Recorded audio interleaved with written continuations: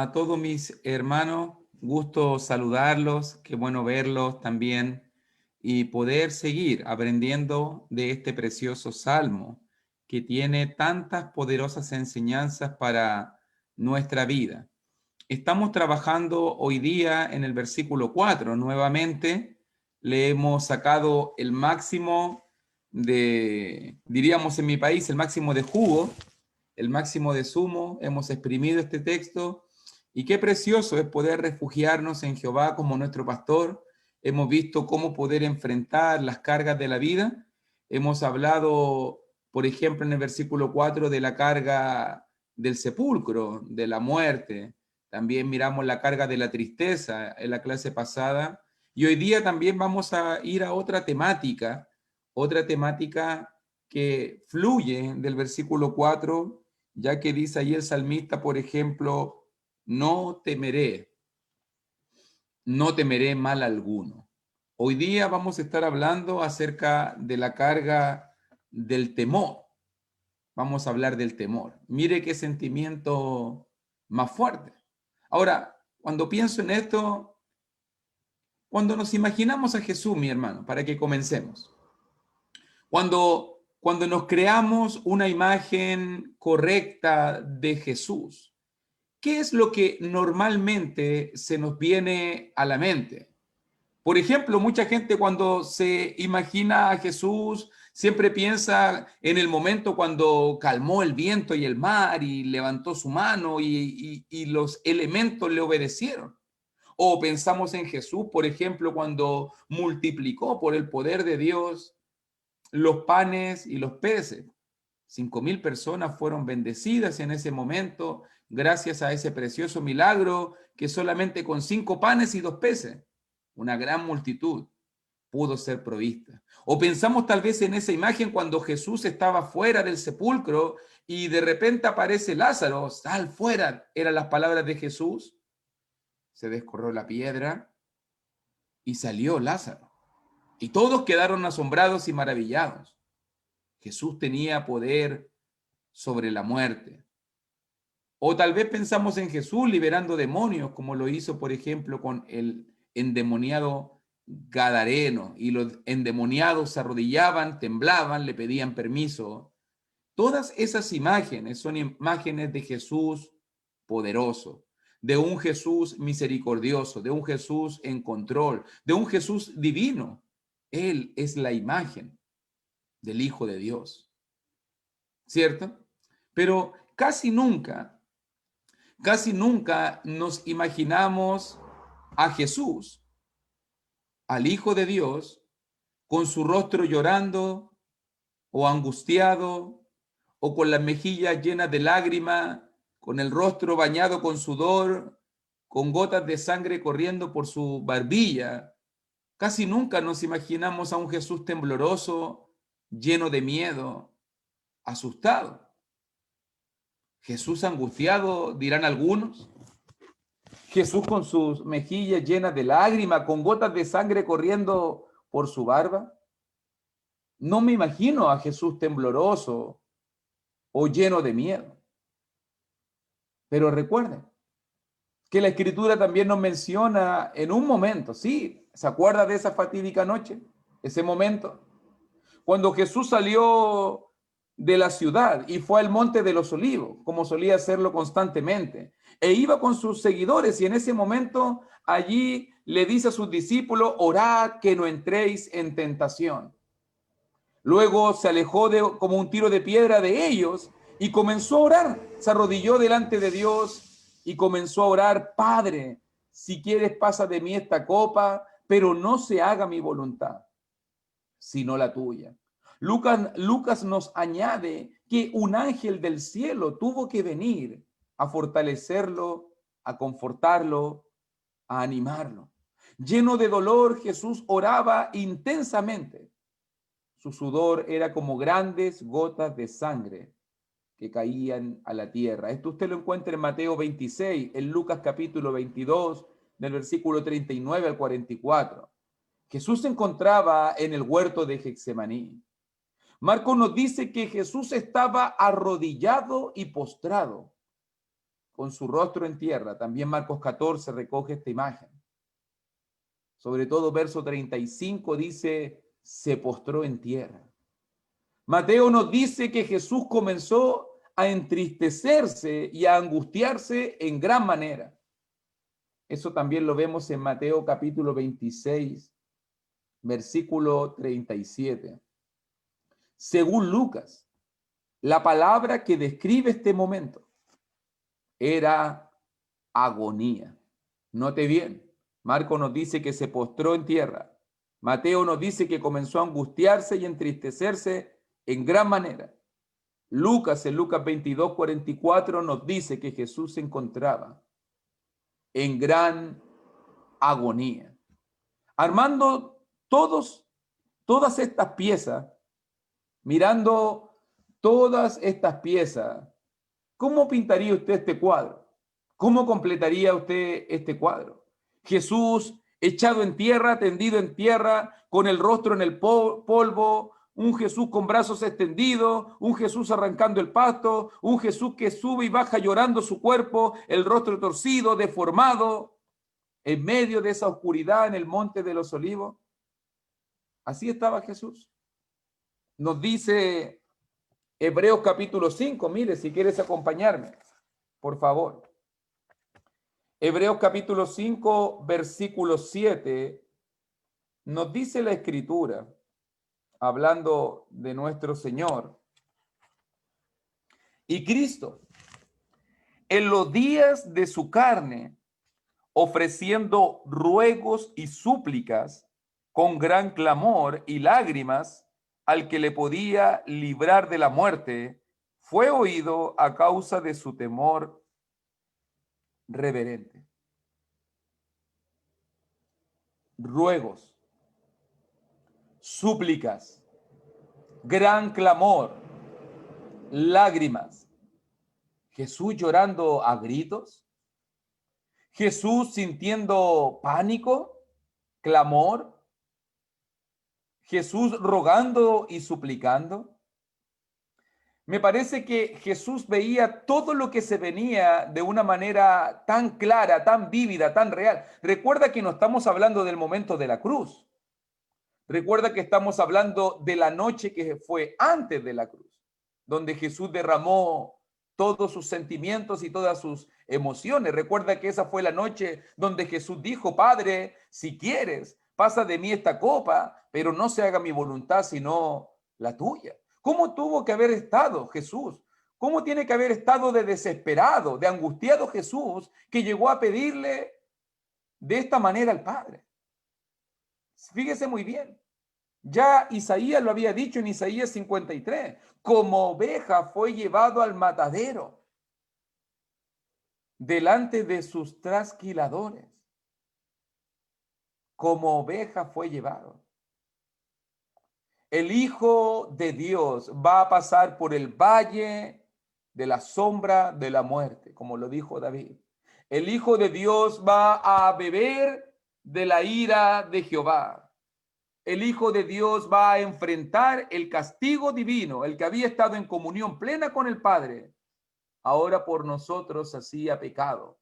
Todo lo que se viene, lo van a escupir, lo van a golpear, le van a dar puñetazos, van a colocar una corona de espinas sobre su cabeza, van a masacrarlo sin piedad, va a haber un baño de sangre, arrancarán sus vestidos, lo obligarán a llevar su propia cruz y peor aún que todo, su mismo Padre va a abandonarlo en esa hora de dolor, de necesidad y de angustia, ya que Él estaba cargando con todos nuestros pecados. Es comprensible el temor de Jesús, ¿cierto? ¿Te das cuenta cuando miras la imagen por qué realmente Jesús reaccionó como reaccionó? Y esto me invita a pensar en nosotros, ya que si nos preguntamos, ¿cuáles son tus temores, hermano? El miedo. El miedo es una de las emociones más fuertes que nosotros podemos sentir. ¿Cierto? Tú has sentido el miedo. ¿Pero miedo a qué? Mucha gente tiene miedo al juicio final. Otros tienen miedo a la inestabilidad económica, a un futuro incierto, a la soledad, al fracaso, a que sus sueños no se hagan realidad, a lo desconocido, a la muerte, a un accidente, a un desempleo inesperado.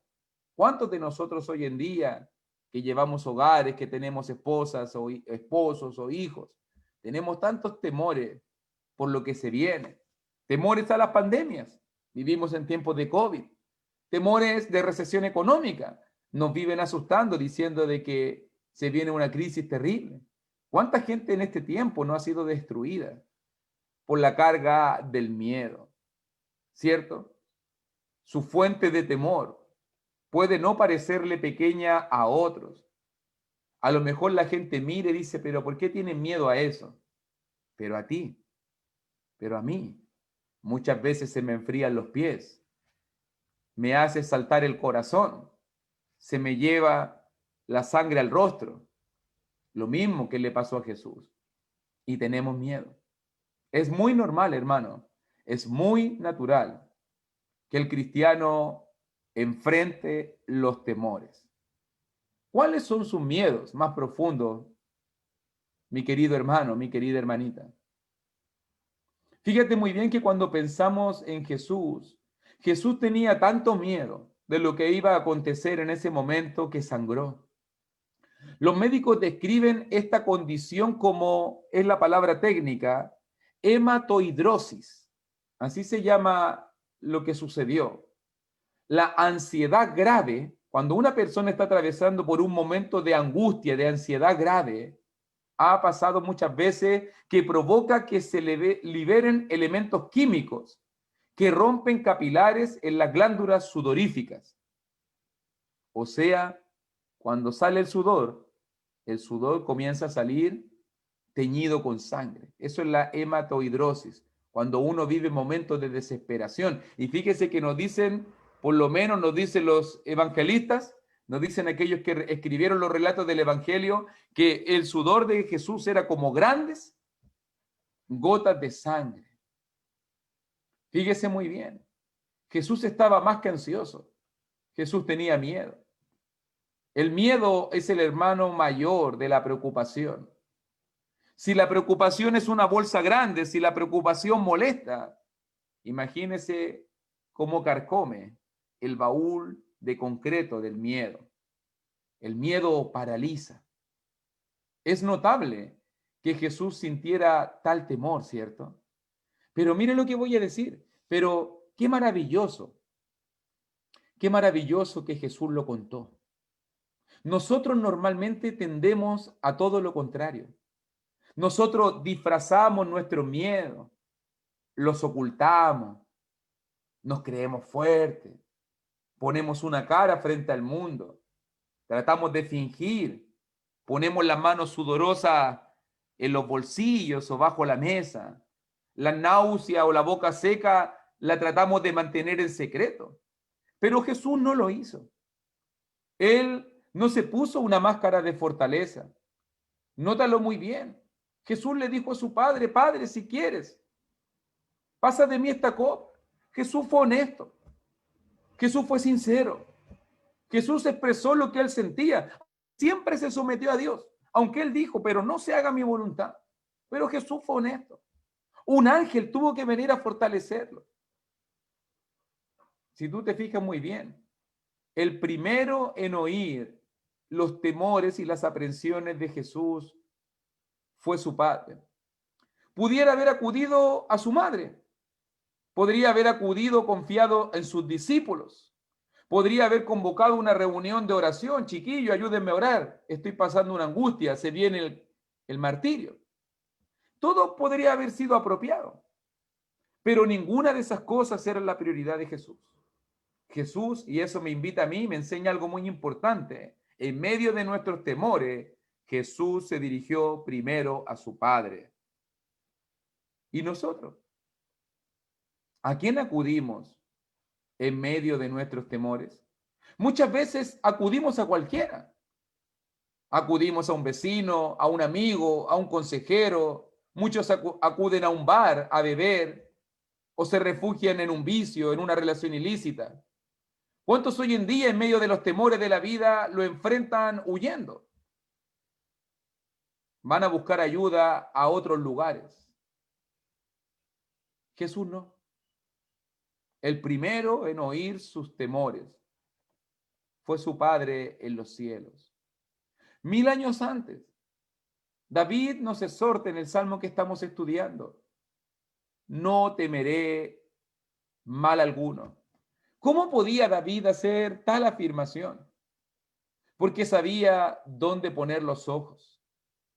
David dice allí en Salmo 23, porque tú estarás conmigo. Tu vara y tu callado me infundirán aliento. En vez de volverse a las demás ovejas, David se volvió al pastor. En vez de mirar los problemas, miró la vara y el callado. Por cuanto sabía a dónde mirar, él podía enseñarnos y decirnos: no temeré mal alguno. Cuando el rey se vio rodeado de enemigos, de amenazas, de conspiraciones en su contra, de peligros de muerte, cuando él anduvo en el valle, en aquel valle de la sombra de la muerte, dijo: no temeré mal alguno. ¿Qué lo sostuvo en pie? Porque tú estarás conmigo. Jesús y David, cuando se enfrentaron a sus miedos, a sus angustias, a sus temores, miraron y volvieron su mirada a Jehová, su pastor. Por eso hoy día, en esta mañana, quiero decirte: cuando enfrentamos nuestros temores, cambiemos el enfoque, orientemos nuestra mirada. Ya lo dijo el escritor del libro de los Hebreos, si quieres acompañarme un poquito, Hebreos capítulo 12, pasaje muy importante.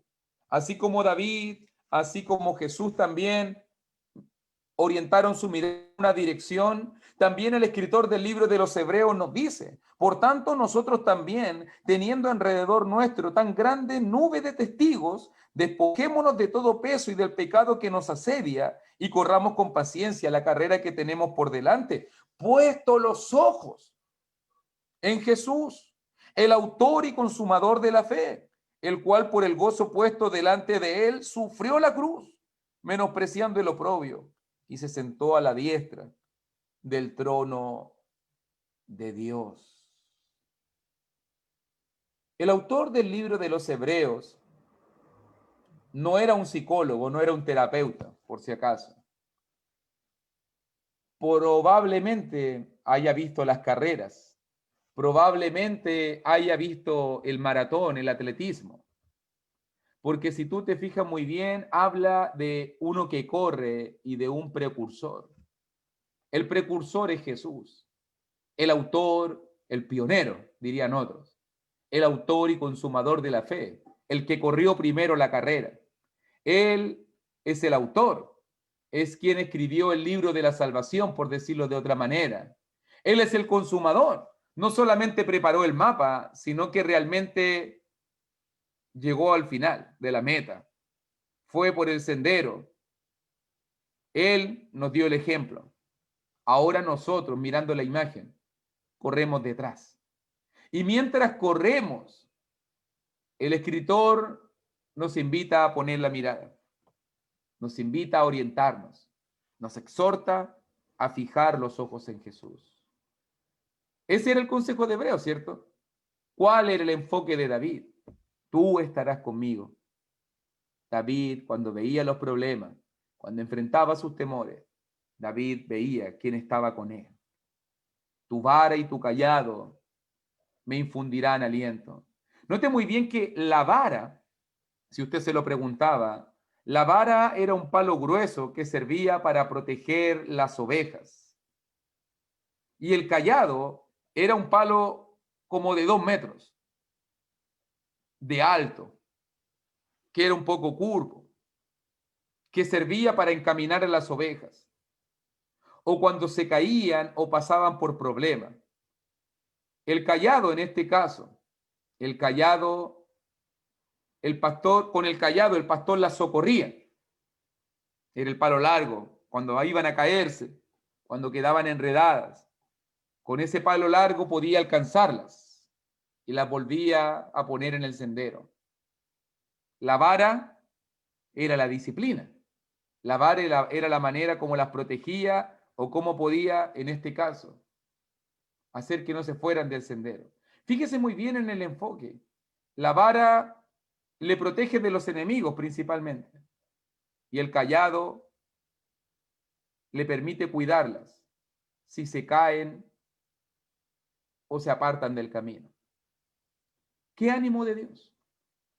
La vara para cuidarlas y protegerlas, el cayado para guiarlas y encaminarlas. ¿Cómo soportó Jesús? ¿Cómo soportó Jesús el terror de la crucifixión? ¿Cómo soportó Jesús el ver la copa de su Padre? Ya lo vimos. Él fue a su Padre en esos momentos de necesidad. Nos dice el Salmo 56, un texto favorito mío cuando hablamos del temor. Dice Salmos capítulo 56, versículo 3, tan breve, tan cortito, tan pequeñito, pero Salmo 56, 3 dice, en el día que temo, yo en ti confío. ¿Te fijas? Haga lo mismo con sus temores. No los eluda, no los esconda. Llévelos al huerto de Getsemaní. Entre en ese huerto, pero no entre solo. Cuando esté allí, sea honesto.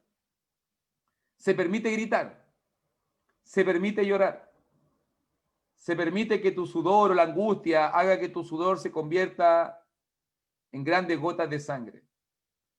No vas a ser el primero que vas a llorar o vas a gritar o vas a clamar con fuerza, pero haga lo que hizo Jesús. Abra su corazón. Yo en ti confío, en el día en que temo. Jesús fue específico. Pasa de mí esta copa, oró. Dígale a Dios sus temores. Cuéntale realmente lo que te afecta. Cuéntale realmente lo que te daña. Dele a conocer los detalles de ese miedo oculto. Él tiene mucho tiempo para ti y también te anhela con mucha compasión. Él no piensa que tus temores son necios o son vanos. No solamente te dirá, anímate o mantente firme como un hermano, no diría. Recuerda que también Jesús ya pasó por esto. Jesús sabe cómo se siente. Jesús sabe lo que necesitas. Por eso confiamos en la oración, como Jesús lo hizo. Si quieres. ¿Quería a Dios? Si usted lo mira muy bien en esa oración que estamos detallando, Dios no quitó la cruz. No, la cruz seguía allí amenazante, pero le quitó a Jesús el temor. Le dio fortaleza para enfrentar el mañana. Dios no acalló la tempestad, sino tranquilizó a los marinos. ¿Es válido y lícito tener temores? El salmista te diría, yo los tengo todo el tiempo. ¿Es lícito y válido tener temores? Jesús te diría, yo también lo tuve. Pero ¿qué hacen los cristianos? ¿Qué hacen los hijos de Dios? En medio de los temores, no nos dominan, no nos gobiernan, no definen nuestro estado de ánimo permanente. No. ¿Qué hacemos con nuestros temores? Los llevamos a Dios. Los llevamos a Dios. Por eso Filipenses 4:6 nos dice, por nada estéis afanosos. Filipenses 4:6. Si no sean conocidas vuestras peticiones delante de Dios en toda oración y ruego con acción de gracias. No mida la altura de la montaña. Hable a aquel que la puede mover. En vez de llevar el mundo a sus espaldas, háblele al que sostiene el universo en las suyas. Tener esperanza es mirar hacia adelante. Confía en Dios. ¿Hacia dónde estamos mirando? ¿Estamos refugiándonos en el Señor? Ya lo dijo Isaías 41. Isaías 41 nos dijo en el versículo 10 al 14, no temas, porque yo estoy contigo. No desmayes, porque yo soy tu Dios que te esfuerzo. Siempre te ayudaré, siempre te sustentaré con la diestra de mi justicia.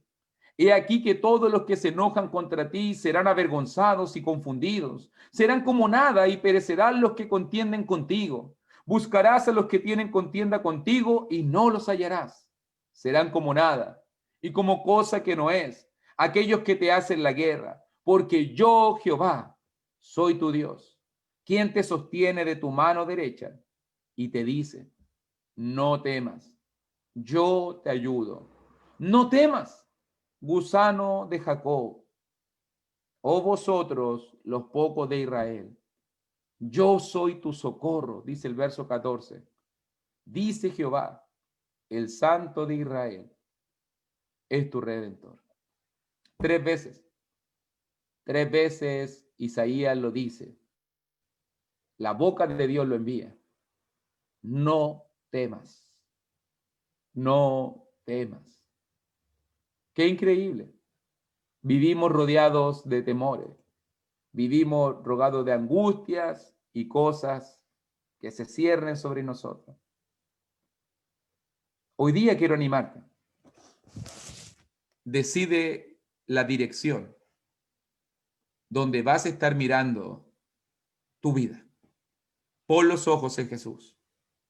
Oriéntate como lo hizo David y vas a poder decir con toda certeza y probabilidad, tú estarás conmigo. Dios está con nosotros, mi querido hermano. Dios está contigo. Te comprende en tus temores. Te ayuda en tus problemas. Y puede estar ahí con su vara para protegernos o disciplinarnos. O con su callado para animarnos y volvernos al redil. Para cuidarnos y protegernos. La imagen es vívida. Un pastor preocupado por el futuro de sus ovejitas. Siéntete una oveja de Dios, o una oveja cuidada por su pastor protector. Que Dios nos bendiga y muchas gracias por